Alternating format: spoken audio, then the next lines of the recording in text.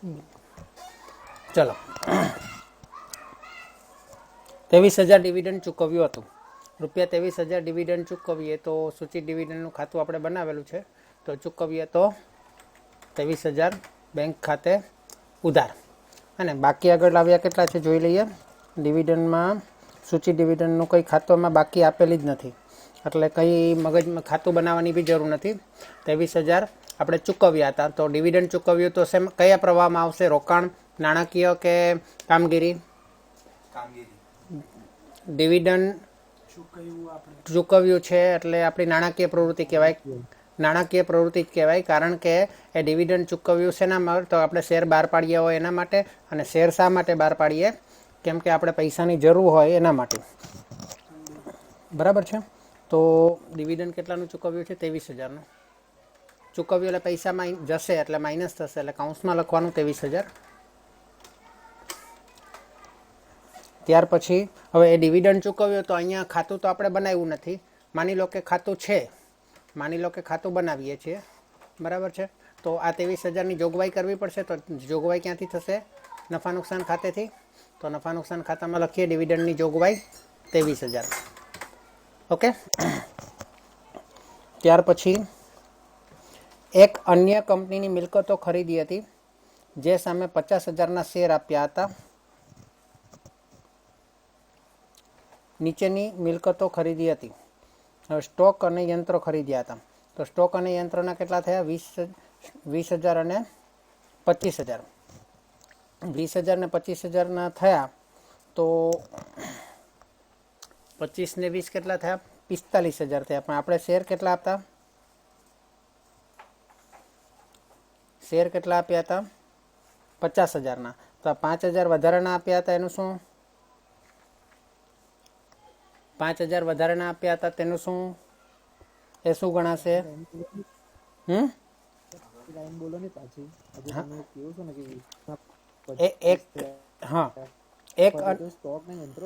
હા, તો સ્ટોક ને યંત્રો ખરીદ્યા તો 20 ને 25ના એટલે કે કુલ 45,000ના ખરીદ્યા, બરાબર. પણ સામે આપ્યા કેટલા શેર? સામે શેર કેટલા આપ્યા? 50,000ના ને. તો શું કરશું?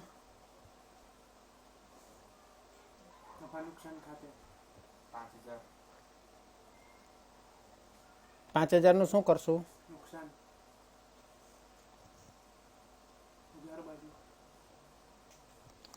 મૂડી અનામત ગણાય. આપણે વધારે આપ્યા ને પૈસા, ઓછા પાઘડી ગણાશે. આપણે વધારે આપ્યા એટલે પાઘડી ગણાશે. ના, પાઘડી ગણાશે, બરાબર. તો એની સામે શેર આપ્યા હતા. પહેલી વાત તો એમ મને કહો કે આની અંદર શેર આપીએ, તો શેર આપીએ તો એમાં રોકડનો તો કોઈ પ્રવાહ છે નહીં. રોકડનો પ્રવાહ છે? રોકડા જાય છે? નહીં. રોકડા આવે છે? નહીં. ઓકે, ચલો. ત્યાર પછી શું છે એ હું જોઈ લઉં જરા. 50,000નું છે ને, એની આપણે એન્ટ્રી રોકડમાં તો થશે જ નહીં. પહેલાં ખાતાની અંદર યંત્ર બી છે, યંત્રનું ખાતું આપણે બનાવ્યું છે, તો એની અંદર આવશે. યંત્ર ખાતાની અંદર આવશે. યંત્ર ખાતાની અંદર યંત્ર ખરીદ્યું એટલે યંત્ર આવે એટલે ઉધાર બાજુ. ઉધાર બાજુ 25,000નું યંત્ર ખરીદ્યું અને તે જશે શેરમૂડી ખાતે, બરાબર. શેર આવે ને ઇક્વિટી શેરમૂડી ખાતે. ઇક્વિટી શેર જ છે કે બંને છે? ખાલી શેરમૂડીમાં ઇક્વિટી શેર એટલે એક જ પ્રકારના શેર છે, પ્રેફરન્સ છે જ નહીં, એટલે શેરમૂડી લખીએ તો ચાલે. ત્યાર પછી સ્ટોક ખરીદ્યો, તો સ્ટોકનું આપણે ખાતું હાલમાં બનાવ્યું નથી. સ્ટોક કેટલો છે? 1 લાખનો છે અને 74,000 થાય છે. અને બીજા 25,000ના 20,000ના સ્ટોક ખરીદ્યો છે. ઓકે, ચલો. ત્યાર પછી 8,000ના નવા યંત્રો ખરીદ્યા હતા. યંત્રો કેટલા છે? યંત્ર ખાતું જ છે ને. 8,000ના નવા યંત્રો બીજા ખરીદ્યા એટલે એમાં કોઈ કીધું નથી કે આપણે શું આપેલું. તો 8,000ના ખરીદ્યા છે, તો બેંક ખાતે જ રોકડા આપ્યા હશે. રોકડા આપ્યા બેંક ખાતે એટલે કે આપણે કયા પ્રવાહમાં જશે? રોકાણ પ્રવૃત્તિમાં, યંત્ર ખાતામાં. અને પૈસા આવશે કે જશે? જશે, એટલે માઇનસ થશે 8,000.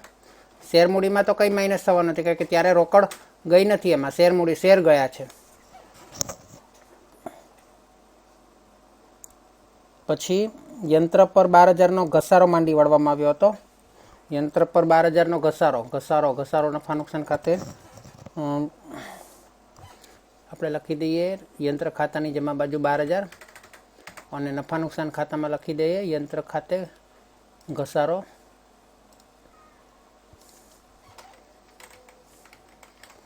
12,000.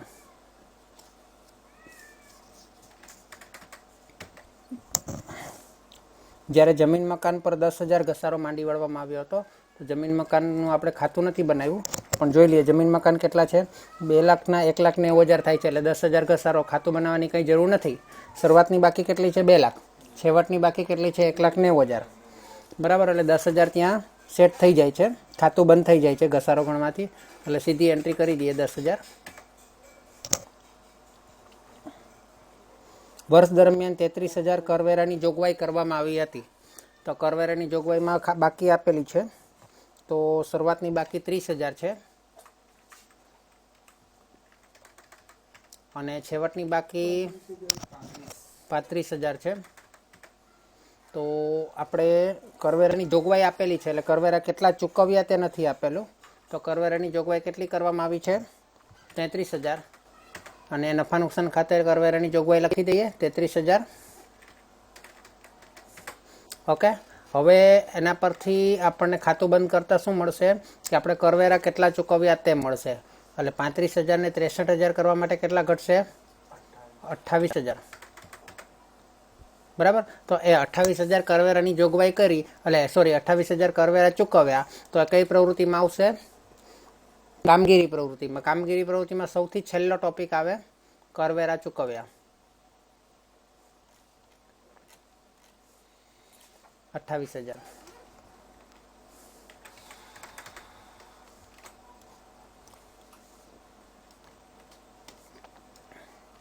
ઓકે, ત્યાર પછી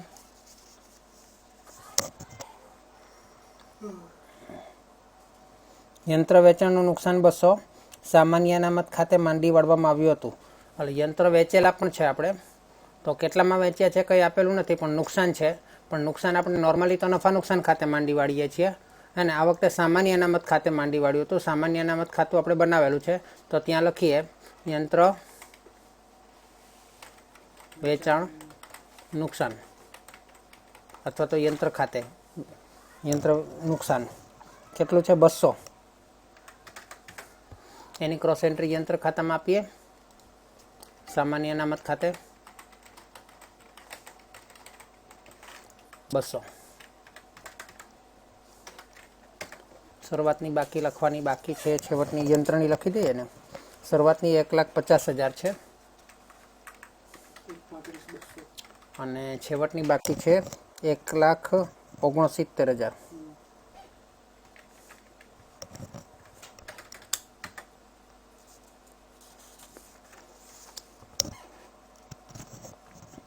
ચલો, ત્યાર પછી પતી ગયું. એટલે હવે એક વસ્તુ આ સ્ટોક વાળું છે ને,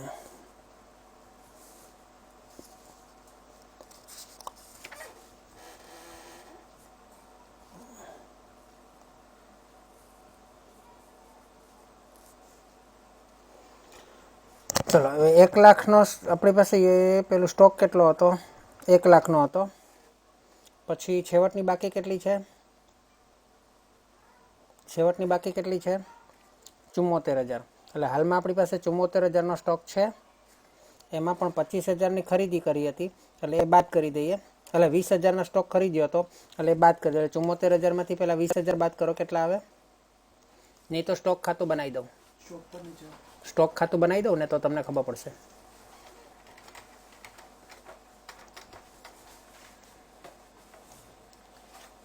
બાદ બાકીને બધામાં તમારે કલ્પનાઓમાં નહીં સમજ પડે કદાચ.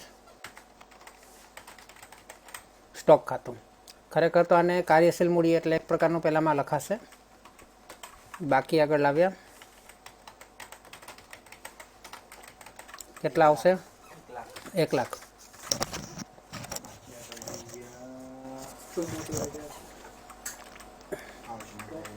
બાકી આગળ લઈ ગયા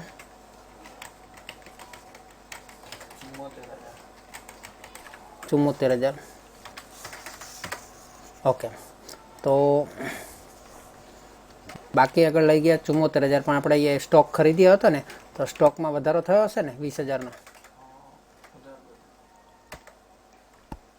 તો સ્ટોક આવે તો ઉધાર શેર મૂડી ખાતે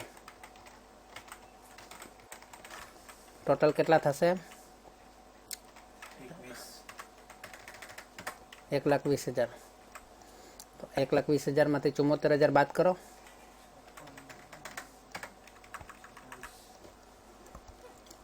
એટલે સ્ટોકમાં ઘટાડો બતાવશે.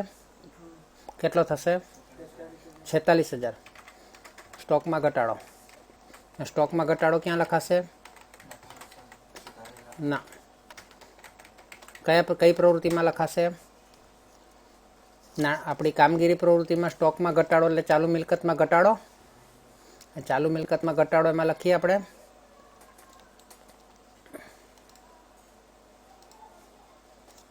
સ્ટોકમાં ઘટાડો. સ્ટોકમાં ઘટાડો શું કરવાનું છે? પ્લસ કરવાનું છે, ઉમેરો છે, બરાબર ને? આપણે તો અહીંયા લખી જ દઈએ છીએ. તો સ્ટોકમાં ઘટાડો કેટલો થયો? 46,000. ઓકે, ચલો ત્યાર પછી બધું પતી ગયું.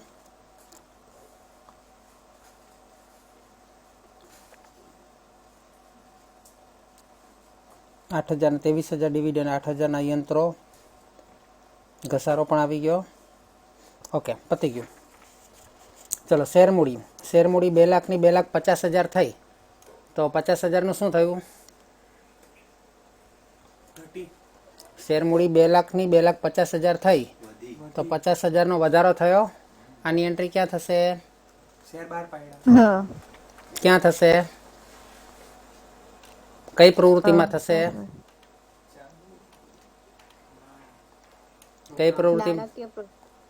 નોર્મલી તો નાણાકીય પ્રવૃત્તિમાં કરીએ આપણે કે શેર બહાર પાડ્યા, પરંતુ અહીંયા આપણે શેર બહાર પાડ્યા નથી. એટલે કે શેર બહાર પાડ્યા ખરા, પણ આપણે એ શેરના પૈસા નથી લીધા. એના બદલામાં આપણે શું લીધું? સ્ટોક અને યંત્ર લીધેલા. સ્ટોક અને યંત્ર લીધેલા ને, ભલે 45,000 પણ સ્ટોક અને યંત્ર. એટલે આ શેરના આપણને કોઈ રૂપિયા મળ્યા નથી, પણ આપણે તો રોકડ પ્રવાહની ગણતરી કરીએ છીએ. એટલે અહીંયા ઇક્વિટી શેર 50,000 આવશે નહીં? આવશે, કારણ કે રોકડમાં કોઈ ફેરફાર થતો નથી. બરાબર છે? હા, સામાન્ય અનામત ના આવ્યું એટલું ગયું નહીં, પણ આપણે રોકડમાં કોઈ ફેરફાર નથી. આપણે એ જોવાનું. આપણે એ લોકો શું કર્યું શું નહીં કંઈ જ નહીં. રોકડમાં કોઈ ફેરફાર છે નથી.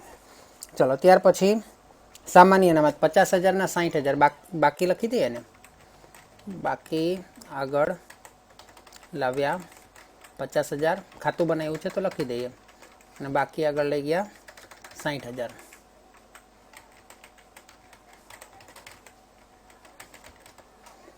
ચલો ત્યાર પછી નફા નુકસાન ખાતું 30,500 અને 30,600. બાકી આગળ લાવ્યા 30,500, બાકી આગળ લઈ ગયા 30,600.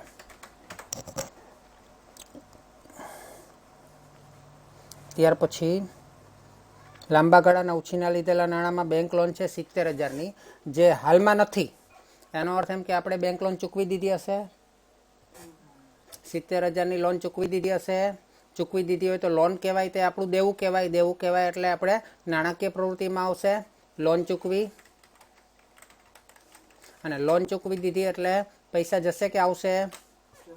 જશે. માઇનસમાં લખશું એટલે કે કૌંસમાં લખશું નવી મેથડ મુજબ.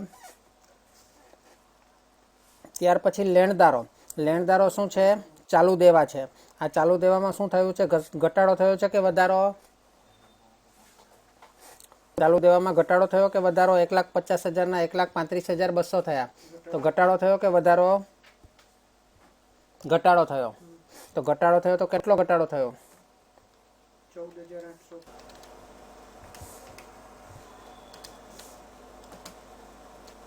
કેટલો ઘટાડો થયો? 14,800 નો ક્યાં લખાશે? હા. ચાલુ મિલકત નથી, ચાલુ દેવા છે. ચાલુ દેવામાં ઘટાડો એટલે આપણા રોકડમાં ઘટાડો, હે ને? કેમાં ઘટાડો છે? લેણદારોમાં.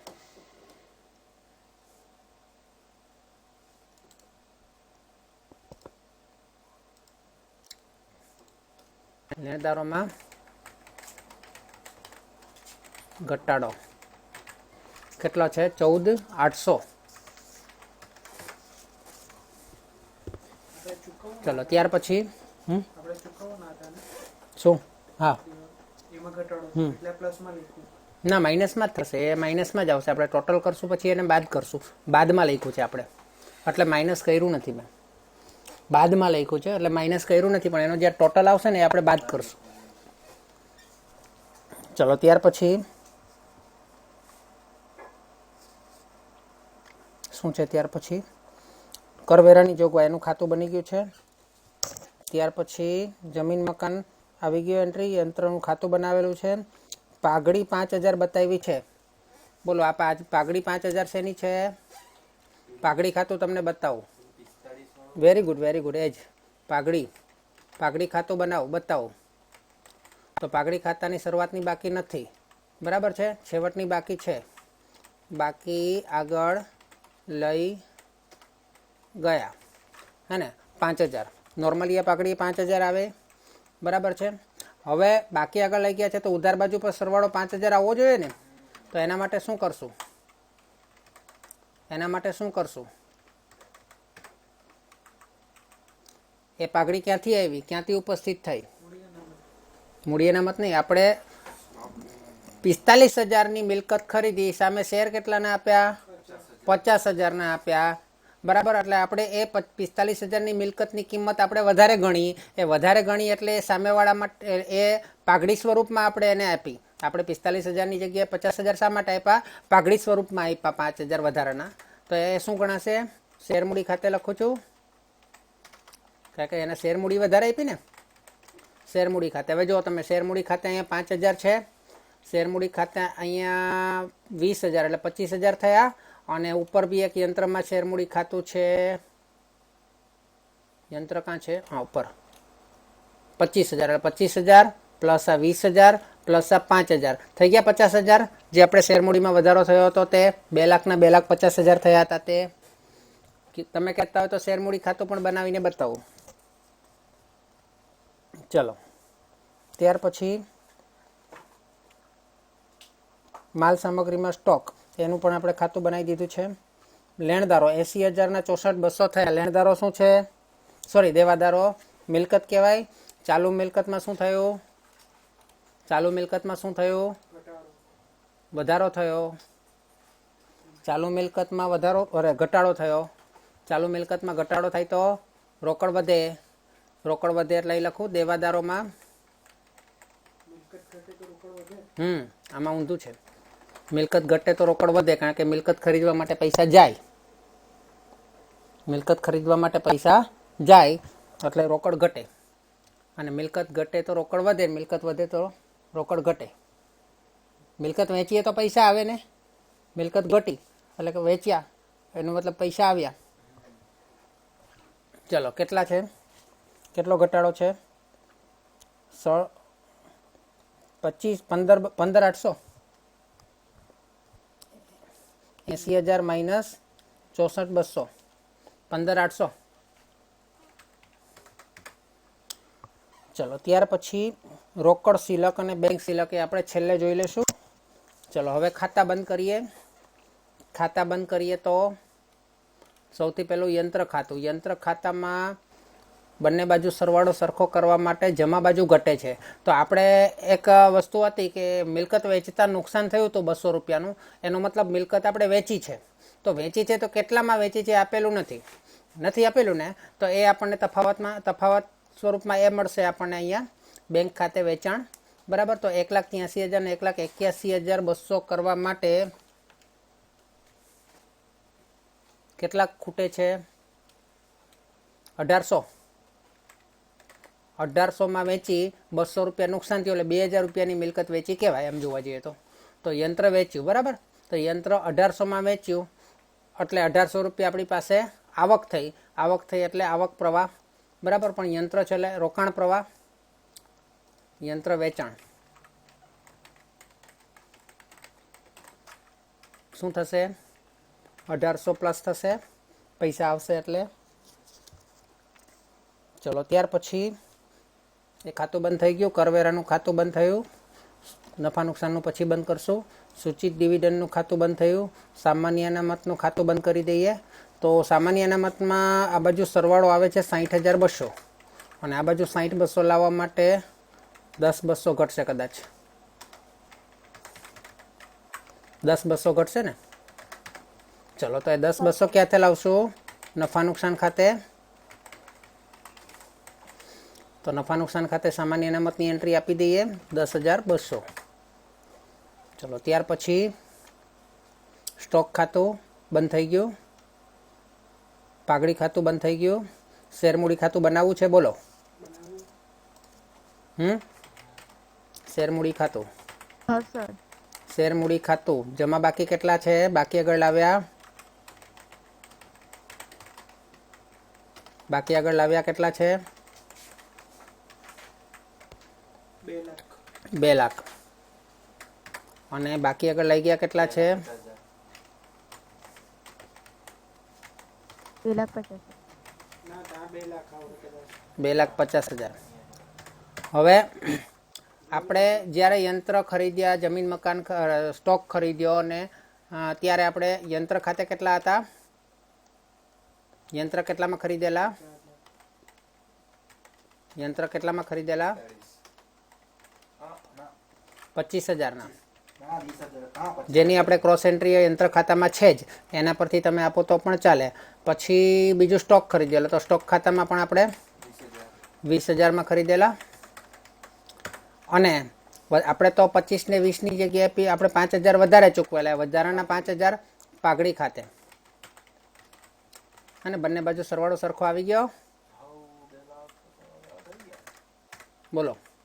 2,50,000 સરવાળો આવી ગયો ને. ચલો પતી ગયો. આમાં કોઈ રોકડની આવક જાવક થઈ નથી એટલે આની કોઈ એન્ટ્રી આવશે નહીં. ચલો હવે આપણે જોઈ લઈએ. ખાતું બી બંધ થઈ ગયું. હવે આપણે આમાં એન્ટ્રી કરીએ. તો નોર્મલી આ બી પતી જ ગયું છે દાખલોમાં. તો ચાલુ મિલકતમાં ઘટાડો. ચાલુ મિલકતમાં ઘટાડો એટલે પ્લસ થશે. તો આ બધાનો પ્લસ કરીને અહીં લખી દઉં છું.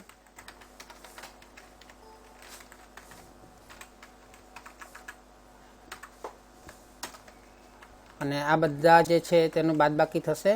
પણ અત્યારે સરવાળો કરીને બહાર લખી દઉં છું.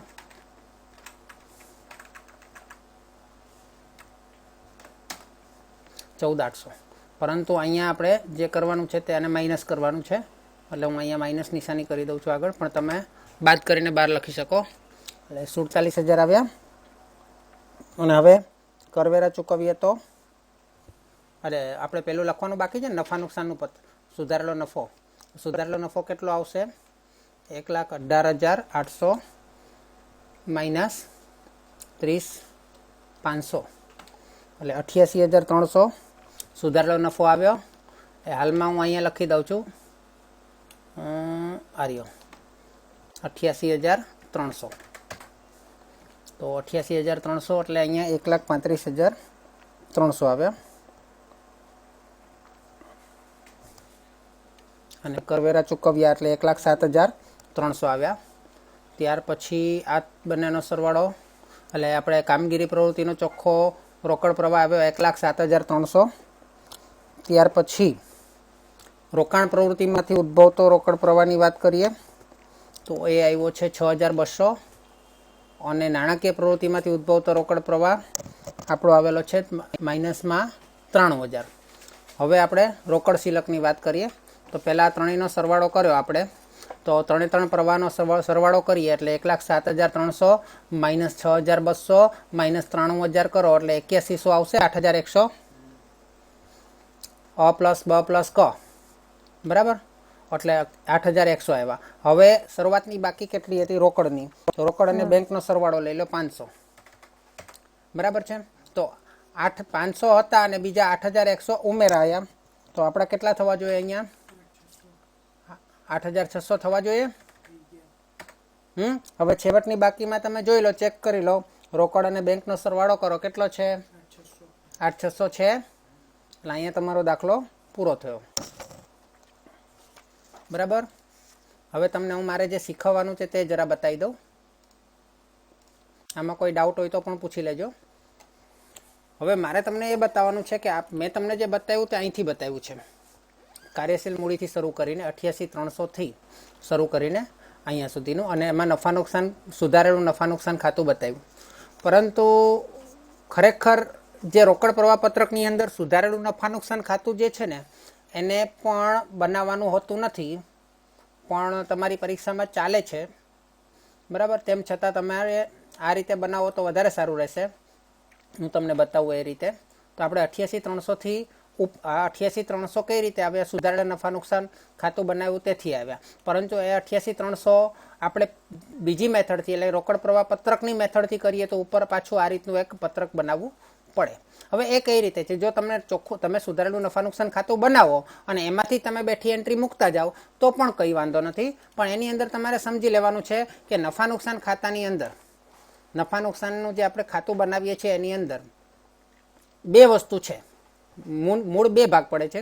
હવે નફા નુકસાન ખાતાની અંદર મુખ્ય બે ભાગ પડે છે. એવા ભાગ પડે છે કે એક છે તે આપણે ઉધાર બાજુ લખીએ છીએ, જે ખર્ચા છે, અને એક છે તે આપણે ખર્ચા અથવા તો નુકસાન છે, અને એક છે તે જમા બાજુ લખીએ છીએ, જે આવક અથવા તો ફાયદો છે.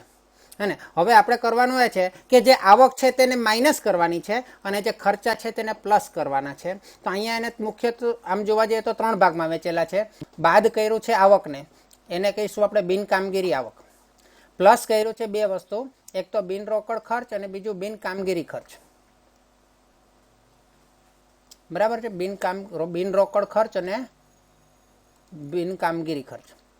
બરાબર. બિન કામગીરી ખર્ચમાં રોકાણનો ખર્ચો પણ હોય અથવા તો નાણાકીય ખર્ચો પણ હોય. તો એ બધા ખર્ચા આની અંદર આવશે. એટલે ઊંધું કરવાનું છે, પ્રોસેસ આખી ઊંધી છે. હવે નફા નુકસાનની અંદર સૌથી પહેલાં આપણે જે શરૂઆતની બાકી અને છેવટની બાકી લખીએ છીએ ને, હે ને, એ આપણે અલગ થઈ જશે આની અંદર. તો શરૂઆતની બાકી અને છેવટની બાકી જે આવશે તે શરૂઆતની બાકી અને છેવટની બાકી, એમાં છેવટની બાકી પહેલાં લખાશે. તો છેવટની બાકી કેટલી છે આપણી નફા નુકસાનની? 30,600. અને એમાંથી આપણે શરૂઆતની બાકી બાદ કરશું એટલે કેટલા થશે? શરૂઆતની બાકી બાદ કરીએ તો 30,500 એટલે 100 રૂપિયા થશે. બરાબર. એને આપણે નફો કહીશું, હે ને. હવે એ આપણો નફો ચાલુ વર્ષનો નફો કહેવાય. શું કહેવાય? નફા નુકસાનના પત્રક મુજબ ચાલુ વર્ષનો નફો. એ ચાલુ વર્ષનો નફો છે, પરંતુ એ નફો યોગ્ય નથી, એ આપણો કામગીરી નફો નથી. એટલે કામગીરી નફો શોધવા માટે વધારાનો જે બિન કામગીરી હોય આવક એ બધી બાદ કરવી પડે, અને બિન રોકડ ખર્ચ જે આપણે બાદ કર્યા હતા તે બધા ઉમેરવા પડે. એટલે આ બધી વસ્તુ જે જમા બાજુ છે ને, અહીંયા જમા બાજુ તો કંઈ જ નથી, એટલે જમા બાજુની જે આવક હોય તે આપણે બાદ કરવી પડે. દાખલા રોકાણ વેચાણ નફો, મિલકત વેચાણ નફો, આમાં નફો નથી. રોકાણનું મળેલ વ્યાજ, મળેલ ડિવિડન્ડ, મિલકતોનું ભાડું, એવું કંઈ આપણી પાસે છે નહીં. અને એ બધું હોતે તો પણ સુધારેલા નફા નુકસાન ખાતાની જમા બાજુ આવતે. એ બધું આપણે અહીંયા લખવાનું. બરાબર. ત્યાર પછી સુધારેલા નફા નુકસાન ખાતાની ઉધાર બાજુ. ઉધાર બાજુમાં એક નાણાકીય ખર્ચાને પહેલાં અહીંયા આપણે ઉમેરી દેવાના છે. તો નાણાકીય ખર્ચા કયા કયા છે એની અંદર જુઓ તો, ચૂકવેલ ડિવિડન્ડ છે ને,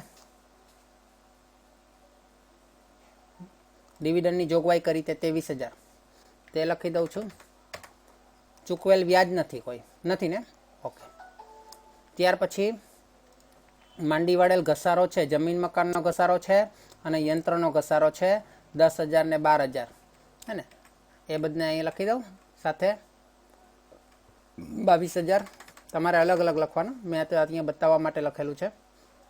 ત્યાર પછી ડિવિડન્ડની જોગવાઈ પહેલાંમાં જમીન મકાનનો ઘસારો લખાઈ ગયો. પાઘડી માંડીવાળી એ તો રકમ જ નથી, ડિવિડન્ડની જોગવાઈ નથી. કરવેરા 33,000, કરવેરાની જોગવાઈ 33,000 લખી દઈએ અહીંયા. ત્યાર પછી સામાન્ય અનામત ખાતે લઈ ગયા, પરિવર્તન કર્યું તે 10,200. ત્યાર પછી આપણે ચૂકવેલ ડિવિડન્ડ છે ને, અને ડિવિડન્ડની જોગવાઈ, ઓકે ભાઈ, આપણે આ અહીંયા કાથી કાઢી નાખીએ. ચૂકવેલ ડિવિડન્ડ આવી ગયું ને.